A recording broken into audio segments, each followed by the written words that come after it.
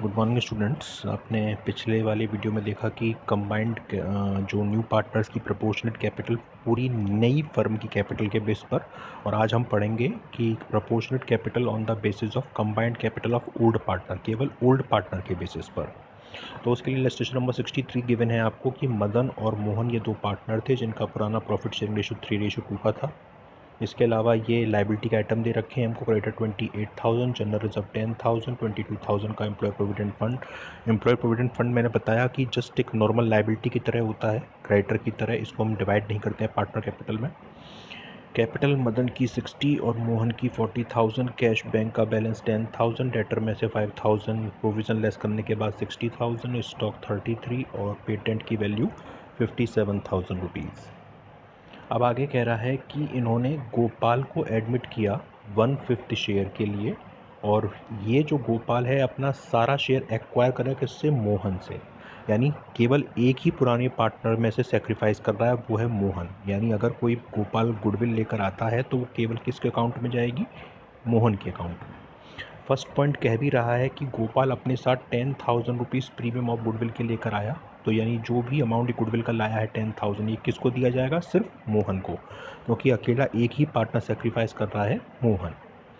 एक डेटर जिसके ऊपर 3,000 रुपये ड्यू थे और वो बैड डेप्ट हो चुके थे, उसने 2,000 रुपये पे कर दिए। यानी एक तरीके से डूबा हुआ अमाउंट हमें रिकवर हो रहा है, यानी बैड डेप्ट रिकवर्ड, असेट्स बढ़ेगी।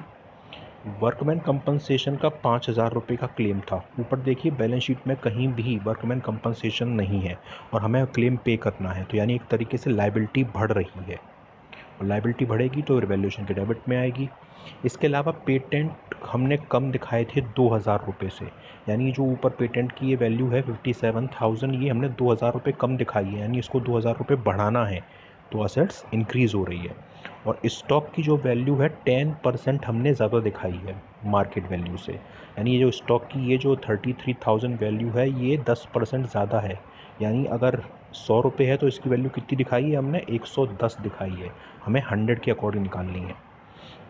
और लास्ट पॉइंट ध्यान से देखिएगा आप, लास्ट पॉइंट में कह रहा है कि गोपाल अपने साथ कैपिटल जो लाया है वो 20% है। किसकी? Combined capital of Madan and Mohan. New firm word use नहीं किया जो पिछले वीडियो में बताया था मैंने आपको। मदन और मोहन की जो कंबाइंड कैपिटल निकल कर आएगी पार्टनर कैपिटल की, उसका 20%। आप इसका मत निकालिएगा कि 60-40 1 लाख का 20% निकाल लें। जो पार्टनर कैपिटल का अमाउंट होगा उसकी कंबाइंड का 20%।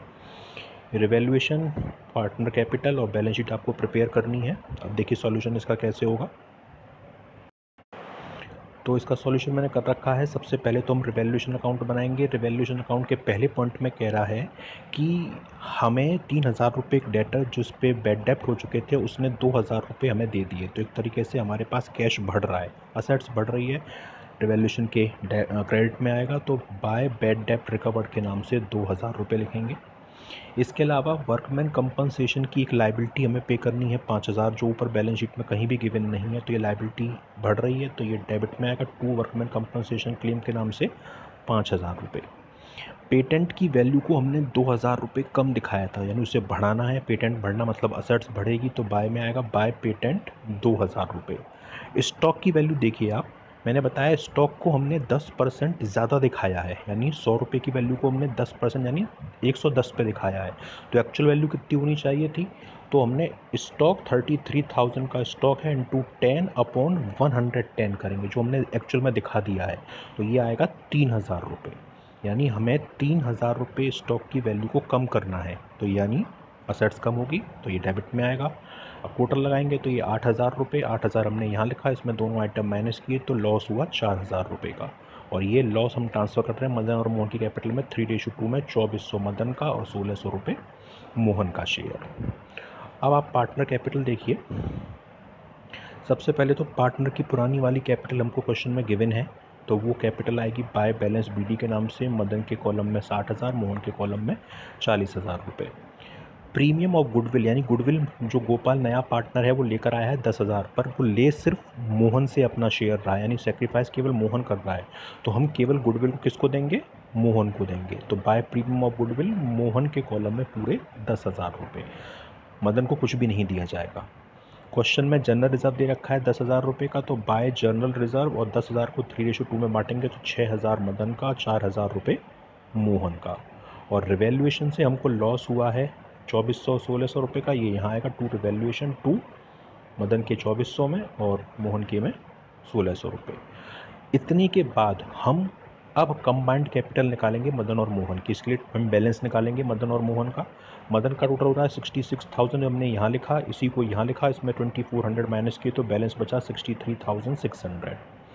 मोहन का टोटल 54,000 को हमने यहाँ लिखा और इसमें से 1,600 माइनस किए तो बैलेंस बचा 52,400।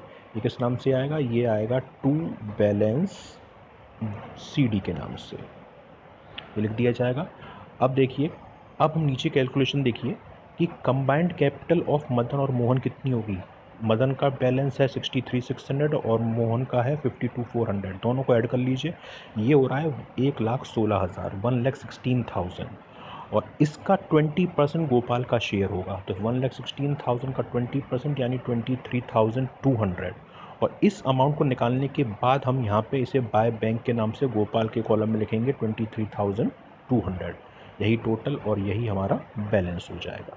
तो ये प्रोपोर्शनेट कैपिटल है, लेकिन ये केवल पुराने पार्टनर्स के टोटल के बेस पर है। पिछले वाले में न्यू फर्म के बेस में था, इसलिए रेसिप्रोकल करके निकाला था हमने, और यहाँ पे केवल वो कंबाइंड पार्टनर की के बेस पे कह रहा है पुराने वालों के पे, इसलिए हमने इस तरीके से निकाला है। अब आप बैलेंस शीट का टॉपिक देखिए। बैलेंस शीट, सबसे पहले पुरानी बैलेंस शीट में क्रेडिटर दे रखे हैं आपको, कोई चेंज हुआ नहीं, एज इट इज़ 28,000 रुपीज़ आएंगे।